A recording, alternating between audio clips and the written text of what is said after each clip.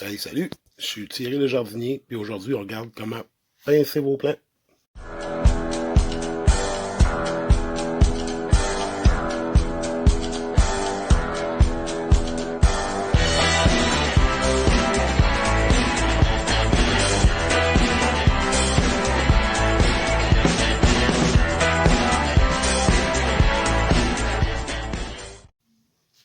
Salut gang, fait que aujourd'hui une petite vidéo sur le pinçage de nos plants.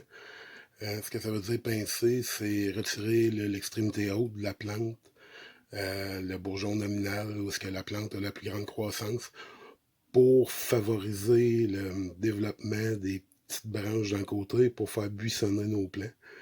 En coupant en haut, ce que ça fait, c'est que ça empêche la sève de monter directement dans la tête du plant. Puis ça s'en va dans nos petites ramifications, ses côtés. Fait que on peut pincer soit avec des petits sécateurs ou avec directement nos ongles. Ça dépend toujours de la dureté du plant. Fait que on regarde ça ensemble. Fait que il y a 4 méthodes qu'on va regarder aujourd'hui qui sont pas mal toutes semblables. Ce qu'on veut aller chercher, c'est les petits bourgeons qu'il y a ici sur les côtés. On va essayer de... On va y enlever une feuille pour bien voir. Fait que les petits bourgeons sont ici, les selles des branches. Puis c'est eux autres qu'on veut favoriser le développement. Fait que il y a 4 manières là, que moi je vais appliquer aujourd'hui. Dans le fond, ce qu'on va faire, c'est qu'on va se garder 4 feuilles en bas. On peut en garder plus si on veut. Mais moi, j'aime bien travailler avec 4 feuilles, les 4 vraies feuilles, pas les cotylédons qui sont ici. Les vraies feuilles. Fait qu'on a 1, 2, 3, 4 ici. Ben, 4 avec la petite en arrière là. Fait que ce qu'on fait, c'est qu'on vient couper ici. Hop, j'ai manqué. Quand on coupe, on essaie de faire une coupe qui est vraiment franche. Je sais pas si on va bien voir, là, mais le bout, là, vu que je l'ai manqué, le bout, il a tout échauffé. Ça, on veut pas ça. C'est de l'entrée pour les maladies dans la plante et tout. Fait qu'on va le recouper plus franc. La tige, elle est dure un petit peu, là. On va changer de sécateur.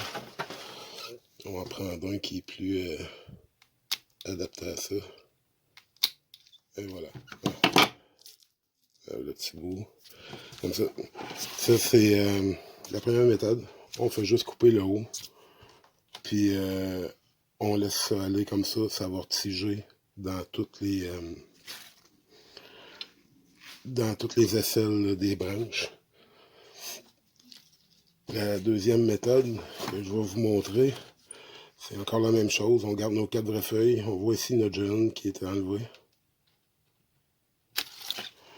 On va enlever ça comme ça.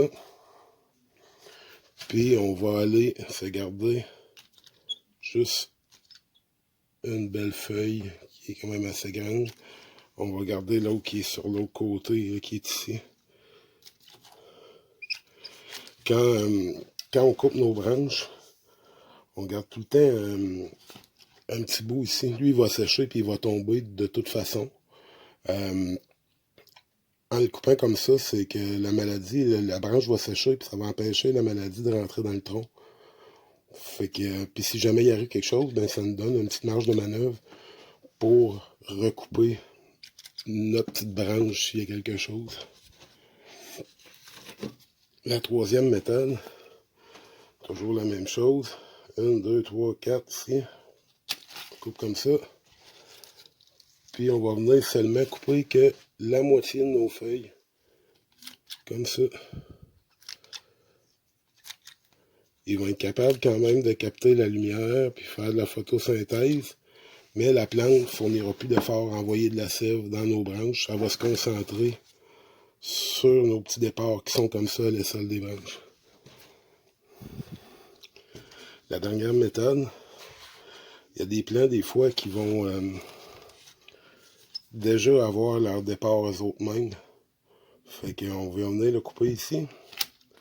Puis on va enlever complètement toutes les feuilles du plant pour laisser seulement que les petits départs. Là, ceux qui en ont jamais fait avant, c'est stressant des fois de couper ça comme ça puis avoir peur de tuer la plante. Mais il n'y a vraiment pas de danger. Quand une fois qu'on a fait ça, on fait un super bon arrosage, puis on s'organise que la terre reste humide. Puis dans une couple de semaines, là, ça paraîtra même plus, on va avoir un beau plant buissonnant. Fait que là-dessus, je vous souhaite un bon taillage de vos plants. Ça s'applique à toutes les plantes aussi. Là, on peut faire ça avec tout ce qu'on veut. Fait que on se dit à la prochaine. Bye! Je fais une petite parenthèse sur les sécateurs que je parlais tantôt. C'est important qu'ils coupent pas mal. Ça, on a vu tantôt que quand je coupais la plante, je sais pas si on va être capable de zoomer. Là. On voit que le bout, il est tout comme échauffé. Si on veut pas ça, un truc pour affiler vos sécateurs rapidement, c'est de prendre une bouteille puis de juste passer les sécateurs comme ça sur le goulot. 2-3 coups, puis c'est assez pour couper la plante super belle pour pas que ça les chiffre au bout puis que ça laisse place aux maladies.